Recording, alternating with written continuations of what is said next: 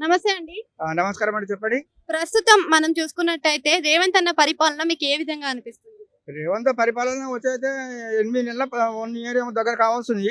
ఇప్పటి మటుకైతే లేడీస్‌కి కొంచెం ఫెసిలిటీ ఇచ్చారు. వాళ్ళు మరీ ఎక్కువ అయిపోతున్నారు. కానీ వాళ్ళని కూడా కంట్రోల్ చేయడానికి లేడీసే పెట్టాలా. మాలాంటి జెంట్స్ ఒకసారి చెప్పాననుకో, మీరేంటి మాకు జెంట్స్‌కి చెప్తున్నారని జెంట్స్‌కి కొంచెం విరుద్ధం కాగలుగుతుంది. అందుకోసం అది రాకుండా చూసుకోవాలా. ఆ! అంటే ఉచిత పథకాల వల్ల ఉపయోగం ఉందంటారా అసలు? నేను దాకా పోలేదు ఇంకా. ఉచిత ప్రయత్నం అంటే ఇప్పుడు ఒక దాంట్లో లాస్ కావచ్చు, ఒక దాంట్లో బెనిఫిట్ కావచ్చు.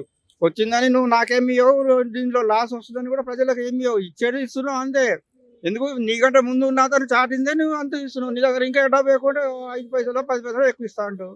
అంతకు మించి ఇంకేమైంది? ఓకే. అంటే రైతు రుణమాఫీ అవి కూడా చేస్తా అన్నారు కదా. చేస్తే మంచిదే. రైతులు కూడా సంతోషపడతారు కదా. చెప్పండి. ప్రస్తుతం రేవంత్ రెడ్డి పరిపాలన ఎలా ఉంది మన రాష్ట్రంలో? అంటే ఓపీఎస్ అని చెప్తున్నాయి కదా ఇంకేమి. ఎందుకని? ఫ్రీ బస్ చేసి గవర్నమెంట్ లాస్ అవుతుంది కదా. మళ్ళీ అంటే మహిళలకు మాత్రం ఒక్కటే కాదు అంటే స్టేట్ డెవలప్మెంట్ కావాలంటే ఇన్కమ్ రావాలి సోర్సెస్. బేసిక్ అంటే ఇన్కమ్ లేని ఏం డెవలప్ అవుతుంది, అది ఇంపార్టెంట్ సార్. అంటే ఒక నిమిషం ఆగండి. ఇప్పుడు మరి రేవంత్ ఉచిత పథకాల్లో భాగంగానే ఉచిత కరెంట్ ఇచ్చాడు. సంక్షేమ పథకాల్లో భాగంగా మనకి కరెంటు విషయంలో కూడా కాకుండానే రైతుల విషయంలో కూడా రైతు బంధు, రైతు రుణమాఫీలు కూడా చేశాడు కదా. మరి అవిటి వల్ల ఉపయోగం లేదా? అది ఏం లేదు వాళ్ళకి కొందరికి వస్తుంది, కొందరికి వస్తలేదంట.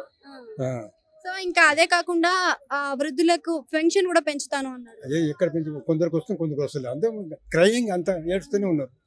అంటే ప్రీవియస్ గవర్నమెంట్ తో కంపేర్ చేస్తే ఈ గవర్నమెంట్ లో మీకు నచ్చిన అంశం ఏంటి, నచ్చిన అంశం ఏంటి? నేనే ఎట్లా చెప్పాలి చెప్పు. మీరు చూసే